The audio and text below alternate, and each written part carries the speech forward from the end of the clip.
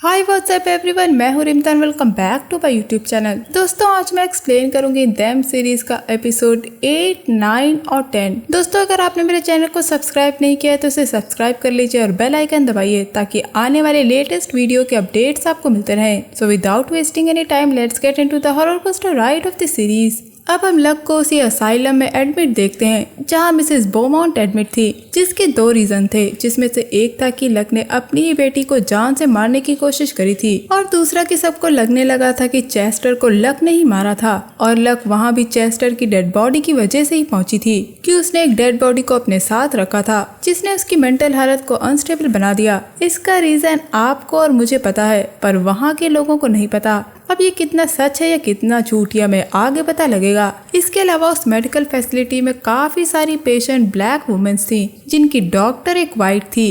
अब हम वहाँ के पेशेंट्स को देखते हैं जिनमें से कुछ को एक जैसी ही चोट आई थी। इसके अलावा वहाँ ज्यादातर पेशेंट्स के एक एक इंजरी थी जो सबकी एक जैसी लग रही थी। वहाँ मिसेस बोमाउंट भी थी जिससे लक एक बार मिलकर बात करना चाहती थी उस ब्लैक हैटमैन के बारे में। लक उनसे मिलने के बाद उन्हें अपने सारे एक्सपीरियंसेस बताती है जो उसके साथ हुए, लेकिन इस बार मिसेस बोमाउंट उसकी बातों का कोई रिस्पॉन्स नहीं देती। जिसके बाद वहाँ एक वार्ड बॉय आता है जो लक को वहाँ से ले जाता है। वो उसे समझाता है कि अगर उसका नेचर ऐसा ही रहा तो वहाँ की डॉक्टर उसे काफी टॉर्चर करेगी। और गाइस उस डॉक्टर ने हेनरी को लक से मिलने के लिए मना किया था, जबकि लक के पूछने पे कि उसकी फैमिली से कोई उसे देखने क्यों नहीं आया, वो बताती है कि हेनरी की उससे फोन पे बात हुई थी और हेनरी उससे मिलने नहीं आ रहा क्योंकि अब लक की फैमिली लक से डरती है। एंड डेफिनेटली आपकी और मेरी तरह लक भी इस बात पे यकीन नहीं करती। वो डॉक्टर को ही सुनाकर वहाँ से चली जाती है। स्टोरी अब हेनरी पे फोकस होती है जो अब अपनी बेटी को अपनी बहन हेजल के घर ले जाना चाहता था, लेकिन उसके पड़ोसियों को अभी भी लगता है कि बेटी के गायब होने के पीछे हेनरी और लक का हाथ है।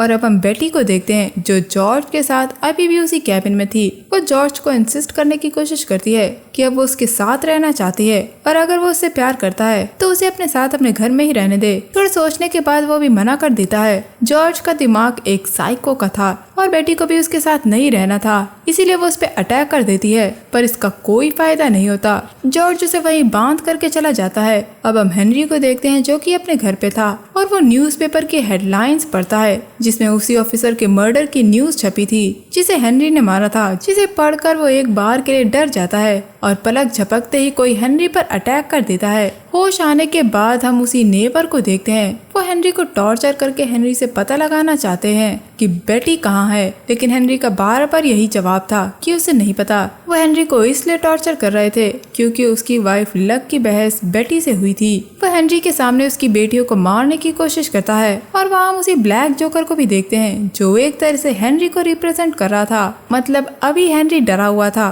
तो वो भी एक कोने में डरा हुआ बैठा होता है और हम देखते हैं कि जब वो हेनरी से सच बुलवाने के लिए उसकी उंगली काट देता है तो हम उस जोकर की भी दो उंगलियों को कटा हुआ देखते हैं। वो नेबर्स उसे बेसमेंट में ले जाकर फांसी पे लटकाने की कोशिश करते हैं और अब सीन शिफ्ट होता है जिसमें हम लक को बेड पे बंधा हुआ देखते हैं क्योंकि उसने डॉक्टर से बदतमीजी की थी। वो चिल्ला रही थी पर उसकी चीख सुनने वाला वहाँ कोई नहीं था। थोड़ी देर में लक को वहाँ ब्लैक हैटमैन दिखने लगता है जो उसे सिड्यूस करने की कोशिश करता है और हम बस उस रूम के बाहर लक की चीखें ही सुनते हैं। इसके बाद हम डे 9 को देखते हैं जहाँ हम काफी साल पहले की स्टोरी को देखते हैं जो कि ब्लैक हैटमैन की थी। जी हाँ, वही मॉन्स्टर जिसने सारे ब्लैक लोगों को परेशान किया था। डायरेक्टर ने उसकी स्टोरी हमें ब्लैक एंड व्हाइट में दिखाई है। आप इसी से यह अंदाजा लगा सकते हैं कि ब्लैक हैटमैन की स्टोरी कितनी ज्यादा पुरानी है। कहानी में हम एक फील्ड को देखते हैं और कुछ प्रेयर्स को सुनते हैं और वो प्रेयर और कोई नहीं ब्लैक हैटमैन बोल रहा था जो कि इस वक्त ह्यूमन था और उसका नाम एप्स था। वहाँ उनकी कम्युनिटी में वो लोग ये मानते थे कि एप्स गॉड से बातें कर सकता है, लेकिन अभी एप्स काफी परेशान और उदास था क्योंकि उसके बेटे की मौत हो गई थी। गाइस इस वक्त एप्स काफी अच्छे दिल का इंसान था जो प्योरली गॉड को मानता था और इसी वजह से गॉड ने उसे वहाँ एक बच्चे से मिलवाया जो काफी डरा हुआ था और झाड़ियों में छुपा हुआ था। एप्स से गॉड का गिफ्ट समझकर उसे अपने साथ ले जाता है जिसका नाम उसने माइल्स रखा था। एक दिन माइल्स को उनके विलेज के पास कुछ स्ट्रेंजर्स दिखते हैं जिनके बारे में वो एप्स को आकर बताता है और एप्स उन स्ट्रेंजर से मिलता है और वो स्ट्रेंजर और कोई नहीं ब्लैक हस्बैंड और वाइफ थे जिनका वैगन टूट गया था। एप्स उन्हें यही फील करवाता है कि वो वहाँ सेफ है और अपना और अपनी कम्युनिटी का इंट्रो देता है और कहता है कि वो गॉड के बिलीवर्स हैं और शुद्ध लोग हैं, जिनके बाद वो उन्हें अपने साथ अपने विलेज में ले जाता है और उनको एज अ गेस्ट ट्रीट करता है। लेकिन वहाँ के गांव वाले उन ब्लैक पीपल्स को वेलकम नहीं करते, वो बस एप्स की वजह से उन्हें वहाँ रहने देते हैं। रात पे सारे गांव वाले उन स्ट्रेंजर्स के लिए एक मीटिंग रखते हैं। एक गांव वाला जिसका नाम लूथर था वो उन्हें डेविल बताता है, लेकिन एप्स उन्हें अभी के लिए बाइबल की बातों से किसी तरह समझाता है कि ऐसा कुछ नहीं होगा, इसीलिए वो चुप हो जाते हैं। रात में वो लोग उन स्ट्रेंजर के घर के बाहर थे, पर एप्स उन्हें वहाँ से जाने के लिए कहता है, पर एप्स को अंदर वहाँ कुछ ऐसा दिखता है जिससे वो काफी डर जाता है। अगले दिन वो लोग गर्मियों के लिए दूसरा वेल ढूंढ रहे थे, जहाँ वही ब्लैक मैन जिसका नाम ग्रेफ्टन था वो उनके पास आकर उनसे उनका वैगन ठीक करने के लिए बोलता है। लेकिन लूथर उसकी बात टालते हुए उससे पानी के सिलसिले में बोलता है, तो ग्रेफ्टन अपनी नॉलेज के थ्रू उन्हें ये बताता है कि वहाँ 20 फीट नीचे पानी है। लेकिन लूथर उसका मजाक उड़ाता है, पर एप्स को विश्वास था, इसीलिए वो उसे वहाँ खोदने के लिए बोलता है और ग्रेफ्टन उसमें से पानी निकाल देता है, जिसे देखकर वहाँ के लोग ये बिलीव नहीं करते। दूसरी तरफ उन गांव की लेडीज के साथ ब्लैक वुमन मार्था थी और वो लेडीज भी मार्था को पसंद नहीं करती थी। वो बात बात पर उसकी बेइज्जती कर रही थी और उनकी ब्लैक कम्युनिटी के बारे में मजाक मजाक में काफी गलत बोल रही थी। 2-3 दिन तक ऐसा ही चलता है। रात में वो सारे वाइट पीपल्स मीटिंग करते हैं और वो उन्हें डेविल बताते हैं, पर उन्हें ये भी लग रहा था कि वो ब्लैक कहीं एप्स की तरह गॉड से बात तो नहीं करते, पर ऐसा वो मानते नहीं थे, इसीलिए वो उन्हें डेविल बताते हैं। और अब एप्स को भी यही लगने लगा था कि उसने उन स्ट्रेंजर्स को चांस देख के कहीं गलती तो नहीं करी, इसीलिए वो गॉड से बातें करने लगता है और गॉड उसे एक नई पावर देते हैं जिससे वो उन लोगों के मन के चेहरे को देख सकता है। अब एप्स रात को उनके घर जाता है जहाँ वो दोनों ब्लैक सो रहे थे और उनके अलावा एप्स को वहाँ एक डेविल दिखता है जिसकी बॉडी ब्लैक पीपल की तरह ही थी। अगले दिन एप्स कहीं जा रहा होता है कि उसका क्रॉस रास्ते में गिर जाता है, जिसे मार्था उसे ढूंढ कर देती है, पर एप्स को मार्था में भी डेविल दिखता है, इसीलिए वो उस पर चिल्लाने लगता है और उसकी बेइज्जती करने लगता है, जिसे मार्था उसे थप्पड़ मार देती है, जिसे एप्स अपनी बेइज्जती समझ लेता है।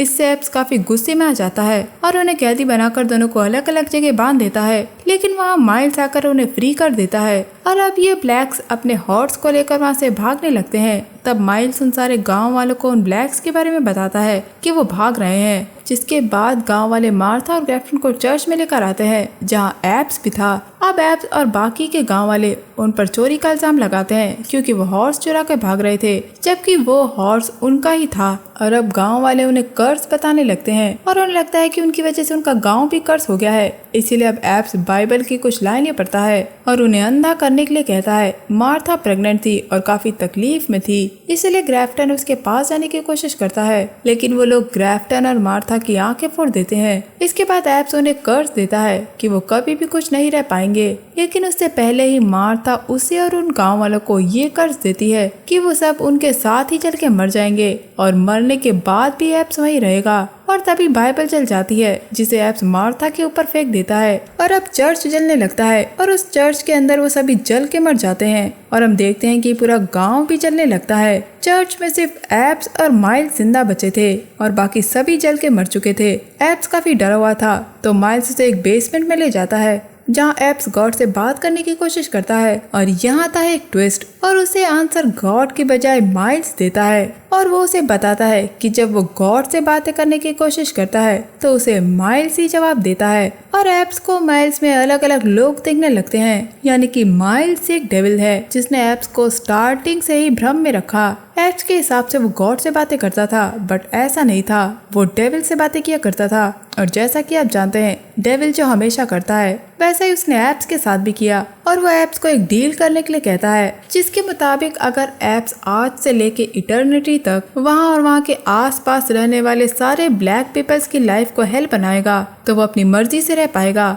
और अगर ऐसा नहीं हुआ तो डेविल उसकी लाइफ हेल बना देगा। एप्स अपनी जान बचाना चाहता था, इसीलिए वो माइल्स से हाथ मिलाकर डील एक्सेप्ट कर लेता है और उसके हाथ मिलाते ही वो चर्च एप्स के ऊपर गिर जाता है। जिसके बाद हम प्रेजेंट में आते हैं और अब वो जगह वेस्ट क्रॉम्पटन थी जहाँ इमॉय फैमिली बाकी लोगों के साथ रहती थी। दोस्तों मैं आपको बता दूं कि एप्स ने कभी भगवान से बात नहीं करी, बल्कि वो हमेशा डेविल से बात करता रहा और एप्स को ये पता भी नहीं था, इसीलिए वो डेविल की चाल में फंस गया। दोस्तों यहाँ हमें ऐप की स्टोरी पता लगी और हमें ये भी पता लगा कि ऐप यानी कि हैटमैन ब्लैक पीपल को इतना परेशान क्यों करता था। यहाँ हमें अपनी मेन विलन की स्टोरी देखने को मिली जो कि इस सीरीज को काफी अच्छा इम्पैक्ट देती है। और हाँ वेट, इसके बाद सुपरनैचुरल सीरीज आने वाली है एंड आई नो आप सबको उसका वेट है, तो बस थोड़ा सा इंतजार और अगले सफर में हम सुपरनैचुरल सीरीज के सफर पे निकलेंगे। अब हम बेटी को देखते हैं जिसे जॉर्ज ने अभी तक अपने पास रखा हुआ था, पर इस बार बेटी हिम्मत करके वहाँ से निकलने की कोशिश करती है। वो जॉर्ज के प्लान को समझ नहीं पाती और जैसे ही वो बाहर आती है जॉर्ज उसे शूट कर देता है और बेटी का चैप्टर वहीं क्लोज हो जाता है। इसके बाद हम कुछ टाइम पहले का सीन देखते हैं जिसमें ईस्ट क्रॉम्पटन के लोग हेलेना के सामने प्रोटेस्ट कर रहे थे उनके नेबर में ब्लैक फैमिली को घर देने के लिए, और वहाँ बेटी, मार्टी, कार्ल और बाकी के नेबर्स भी थे।